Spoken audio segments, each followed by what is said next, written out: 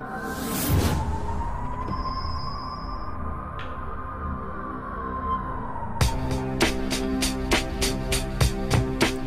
like to discuss the differences between MRA and MGTOW by analyzing their moral codes. Because MRA and MGTOW do have slightly different moral codes. Now let's define terms. I argue that MGTOW is a deontological philosophy. And what is deontology? Deontology is the notion that an individual should never be used as a means to an end. That the individual should be treated as an end unto themselves, and that there is a moral imperative that all actions be universal and impartial.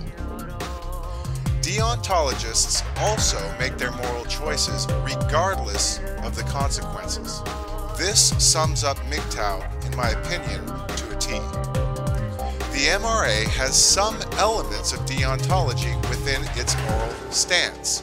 For example, the MRA brings attention to individual men who have been used as a means to an end.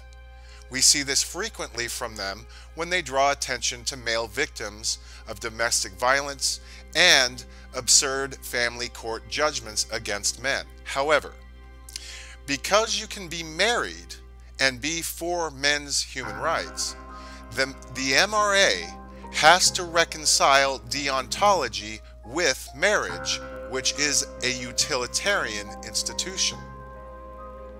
Now, what is this notion of utilitarianism?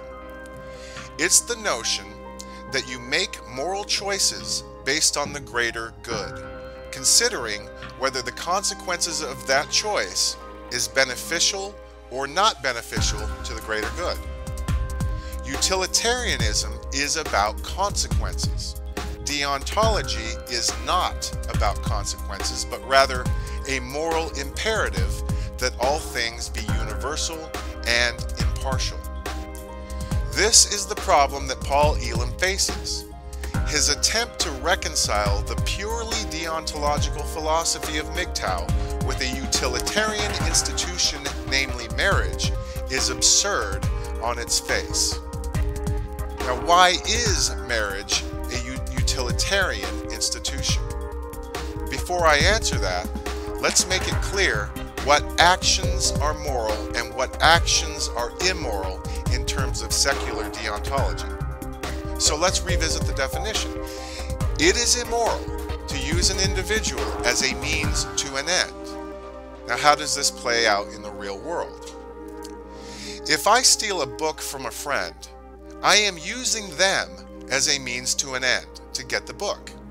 But if I ask them if I can borrow the book, they have the opportunity to say no. A deontologist who says no to such a request is not considering the consequences of saying no and views his right to say no as a universal truth. Everyone has the right to say no. Everyone has the right to decide whether to lend out their property or not. Now, he would accept that all people have the right to say no to such a request, and all decisions do have consequences. But the deontologist does not consider these consequences when making their choices. I argue that in all cases, except where actions cause direct harm, imposing consequences for the purpose of manipulating the free choice of a deontologist is immoral. And it's immoral because the person imposing consequences would not want consequences imposed on themselves. Unfortunately, this is what many women do. They impose emotional or sexual consequences on men in order to manipulate their free choice. This is why MGTOW and marriage do not mix on a philosophical level, because many men have experienced their wife or girlfriend imposing consequences on them for the choices that they make in a relationship. You cannot behave as a deontologist with a partner who imposes consequences on your choices for the purpose of getting you to change your choices. A partner who imposes consequences or threats of consequences forces the other to live in a utilitarian world where he must consider consequences before making moral choices. If she can do that, if she can force him to consider the consequences before deciding on her requests, she owns him. Many women cannot function in a relationship without imposing emotional or sexual consequences because this is how many women get what they want. The goal of a utilitarian female to impose their will upon the deontologist male is to make the consequences so great that the deontologist male has no choice but to consider the consequences. And with the help of state divorce law and family court decisions that unfairly and adversely affect men, the utilitarian female always has a threat of consequences hanging over the man. This makes marriage a solely utilitarian institution. At the very moment that the deontologist male must consider consequences before making his choices, he has become a utilitarian. Not only has he become a utilitarian, but he is also owned by his wife or girlfriend.